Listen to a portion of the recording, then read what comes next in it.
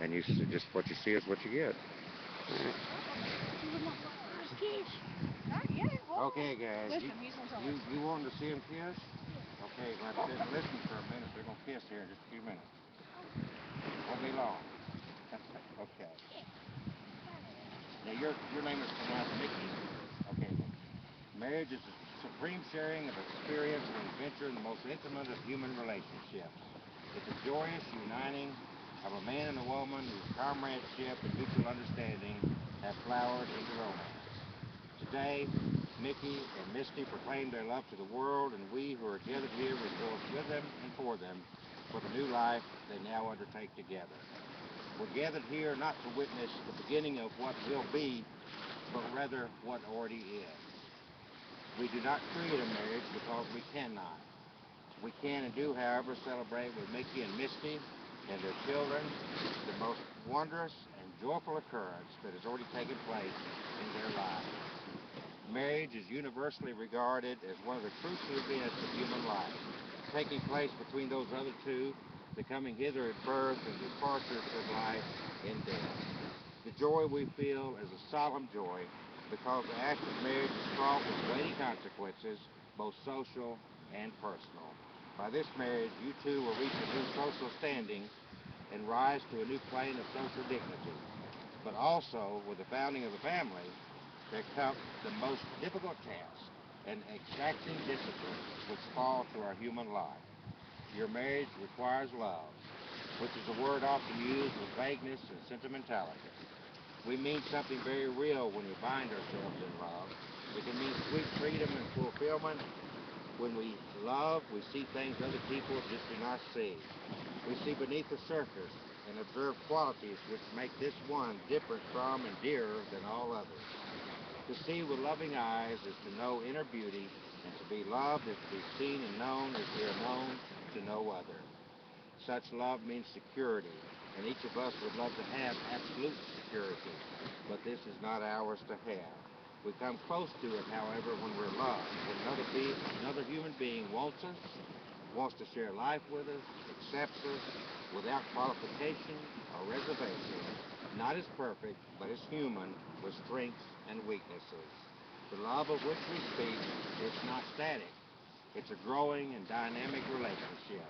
We dream that tomorrow will grow and fulfill our possibilities.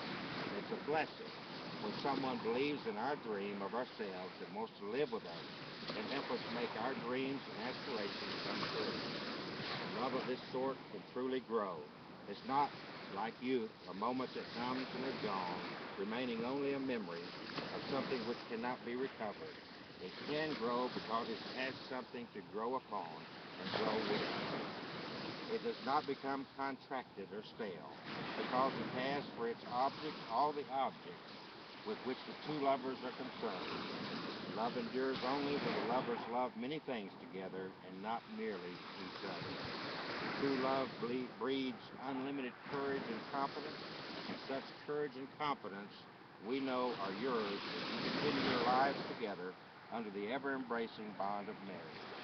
In addition to the fond affection and thoughtful consideration which you have for one another, you will need a capacity for self-sacrifice, patience, and forbearance, for this is no light adventure that you're undertaking. The secret of love and marriage is the same as religion itself. It's the emergence of the larger self.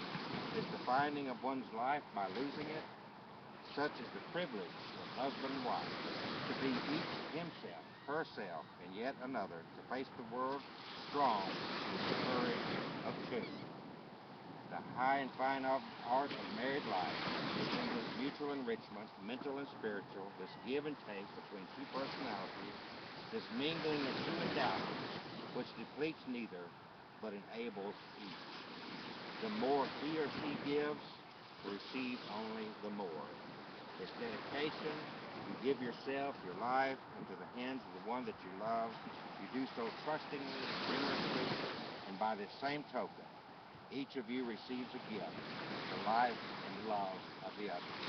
You receive this gift not only from the one that you love, but also from the parents who brought you into this world and reared you into a personal world of friends and family who are joined in friendship and faith in your marriage.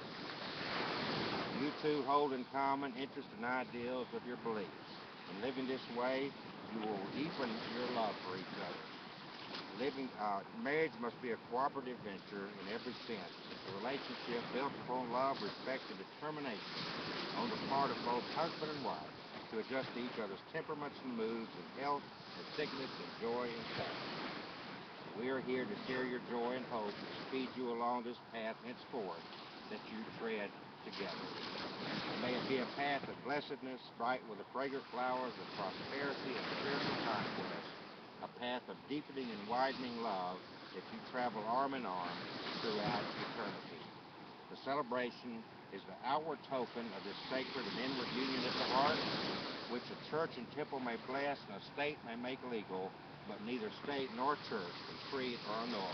It's a union created for a loving purpose and kept by your abiding will. It is in this spirit and for this purpose that you've come here to be joined together here today. So, Mickey, do you take Misty to be your wedded wife, to live together after God's ordinance in holy matrimony? Do you promise to love her, to honor and cherish her, in joy and in sorrow, in sickness and in health, and to be to her in all things a good and faithful husband for as long as you both shall live? And Misty, do you take Mickey to be your wedded husband, to live together in God's ordinance in holy matrimony? Do you promise to love him, to honor and cherish him, in joy and in sorrow, in sickness and in health, to be to him in all things a good and faithful wife for as long as you both shall live? And Mickey, if you repeat your vows to Misty. Misty, I love you. Misty, I love you. Today is a special day. Long ago, you were a dream and a prayer. This day, like a dream come true, the Lord himself has answered that prayer. The Lord himself has answered that prayer. For today, you, as my joy, become my crown. As your joy become my crown. Thank you for being what you are to me. Thank you for being what you are to me. With our future as bright, our future as bright as the promises of God, I will care for you, honor and protect you. I lay down my life for you. Misty, my friend and my love. Today I give to you me. And Misty, your vows to me. Mickey, I love you. Mickey, I love you. And I know you love me. I know you love me. For years I prayed that God would lead me to his choice. And I am confident that his will is being fulfilled today. Through the pressures of today and uncertainties of the future, I promise to be faithful to you. I will love, serve, and obey you as long as we both are alive. Christ told us that the wife must submit herself unto her own husband. Herself unto her own husband.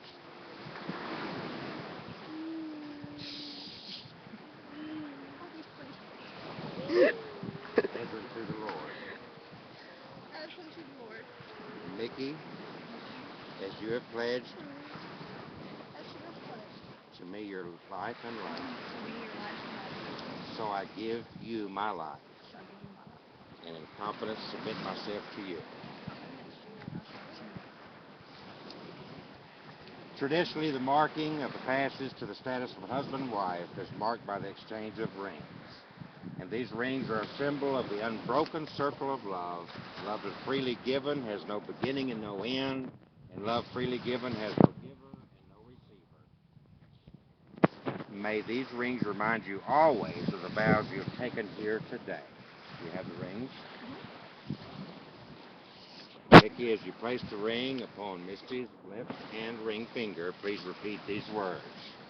This ring, a gift to you. This ring, a gift to you. Symbolizes my desire. symbolizes my desire that you be my wife that you be my wife from this day forward. from this day forward. And Misty, if you have Mickey's ring, as you place it upon his left-hand ring finger, please repeat this ring, a gift to you, This ring, a gift to you, symbolizes my desire symbolizes my desire, that you be my husband my husband, from this day forward. forward. And now we'll prepare for the sand ceremony. Misty and Mickey, today you're making a lifelong commitment to share the rest of your lives with each other and to honor your children as well. Your family relationship is symbolized through the pouring of these individual vessels of sand. One representing you, Misty, all that you were, all that you are, and all that you will ever be. And one representing you, Mickey, and all that you were, and all that you are, and all that you'll ever be. And there's vessels also for Jonathan, David, Brooklyn, Braden, Davin. I'm sorry, Davin. They will share in this marriage. The gathering of this new family will have a deep influence upon these children. We realize that in order for the home to be a happy one, it's essential that there be love and understanding between the children and the adults. As you each hold your sand in the separate vessels of sand representing your lives at this moment, individual and unique, and as you combine your sand into the other container, your lives also join together as one family. You may now blend this sand together, symbolizing the uniting of your family and your future together. Just as these grains of sand can never be separated and poured out again into the individual vessels, so too will your marriage and your family be. Go ahead. Here, come here, Brooklyn. Let me hold this for you. Come here.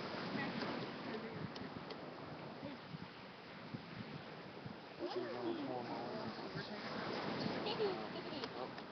You're taking all the space. And that was that. Come on, Brady. Open yours. Jonathan, come to yours. Brooklyn, come to yours. Come on, guys.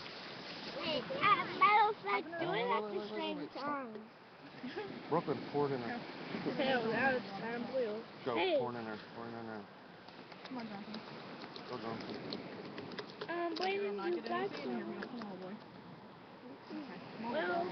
waiting like some more. There you go. Whoa!